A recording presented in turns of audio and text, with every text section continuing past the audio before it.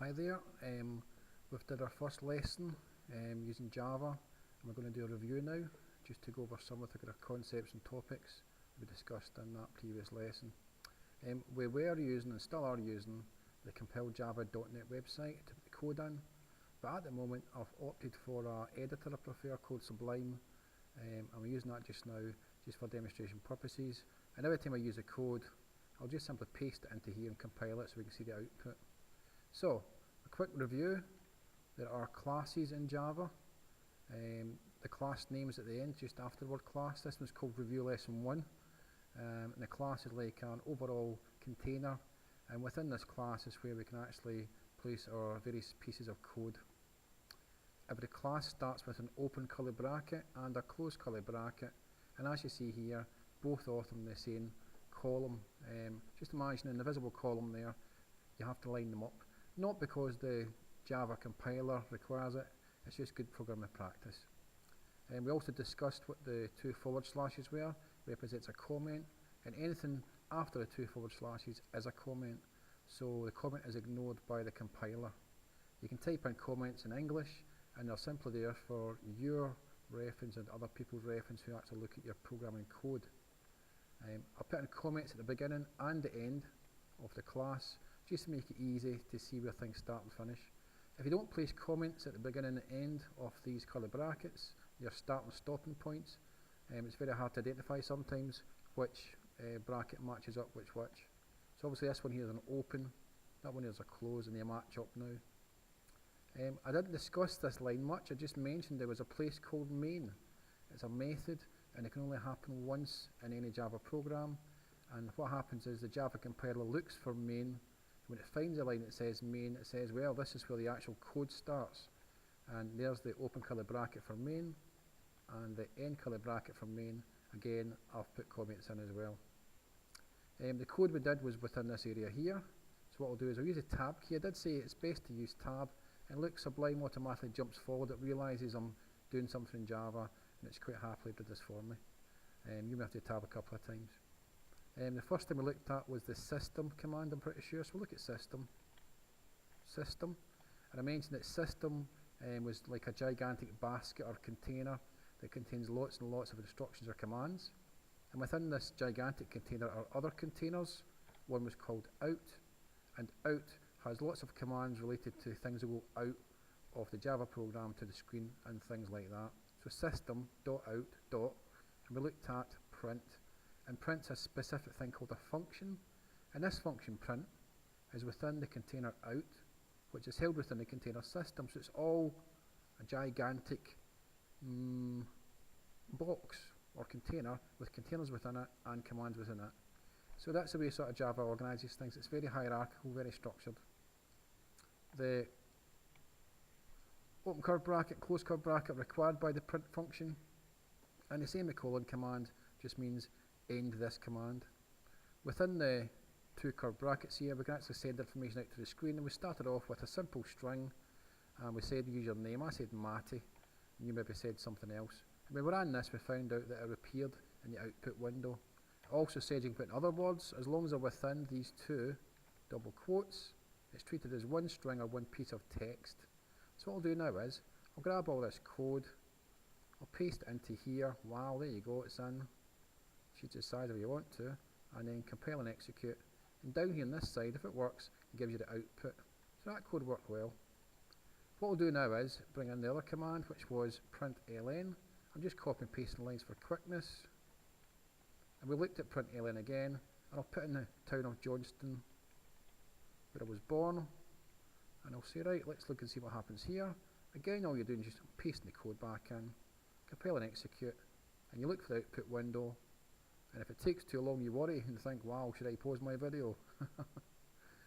And it looks like the compiler's taking a bit of time. What we'll do is we'll pause and come back to it. That took a little bit of time.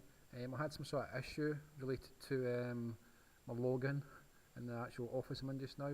So it did work. If you look now, it says Matty Harkin Johnston without a space. What's happened is, we'll look back at the code. The print command only displays things on the output window, but it doesn't take any new lines, whereas println does take a new line, which is this bit here. right? And on our output we see that it's taken a new line down here, but Johnston's still stuck to Matty Harkin. So what you can do is put in print ln for both if you really want to. Again, I've got that code, and what we'll do is I'll paste it in. And if I get more issues with this, I'll probably switch to a different online compiler. So we're executing, and it worked that time, nice and fast this time. So it says Matty Harkin and Johnston in 2 different lines because of these print ln commands. So we covered that as well. If I think back, we also covered the concept of concatenation, joining things together. So what I'll do is, I'll change this, and I'll just get rid of that entire line. There we go. And I'll put in Matty Harkin plus Johnston. There we go, 2 double quotes there. What should happen is, I'll take this, right, and based on the rules of the function say, this is a piece of text, it's a string. So I'm going to use the string rule, so if I see a plus symbol, I'll automatically concatenate or add this piece next to it. So I'll stick these 2 pieces together. Then we'll have no space between the N and the J, so I'll put a space in there, just to make it look a little bit better.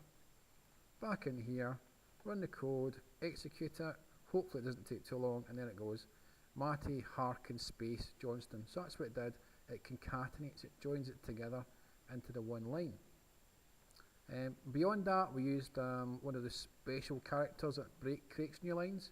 So what I'll do this here is place this in, /n. /n will take a new line.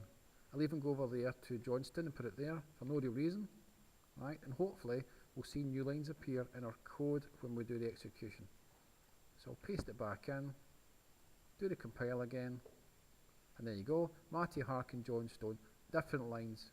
The minute you put in the /n, it's a special code that represents taking a new line. It happens in lots of programming languages, and it works here too. So that's using the system command to send strings out. What we'll do now is, we'll look at some of the maths we covered as well. We basically found out that you could send information out to the screen that involved maths. So I'll do the simple one, 3 plus 2 plus 1.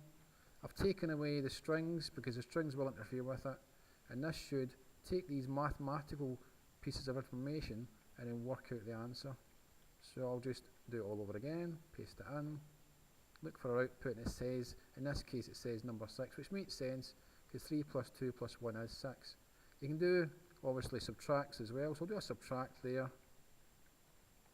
Right, paste it all in there, compile and execute, we'll get a different result and it says 4 now. So 3 plus 2 is 5, minus 1 is 4. So we know that works. We also cover the concept of multiply. I'll do a really simple multiply first. And then test that out. So 3 times 2 gives us 6. We know there's a divide as well, and I'll make it easier, so we'll see a simple result. 6 divided by 2. That results in 3, which makes sense. But I also covered this concept that it doesn't quite work out. 6 divided by 4. Let's see what happens. Takes you back to being at school, doing divisions with these whole numbers, and it says 1, because 4 does fit into 6 once. 4 fits in once. There are remainders, so what we can do is I'll add an extra line in, just to keep the previous one there, and replace the divide symbol with a percentage symbol, and that means modulus or remainder. So it'll work out the remainder that's left over after you divide 4 into 6.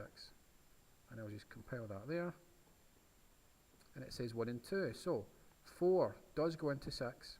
Right? It does go in. 4 into 6 goes once. There's 2 left over. So when I use this modulus command here, it gives us 2. So it's dealing with whole numbers and giving us the answer that we expect plus the remainder if we require it. So that was the sort of maths we covered as well. Beyond that point, we did do a few other things, but we're running out of time. Did take a bit of time to get to this point. You've done a lot of work at this point.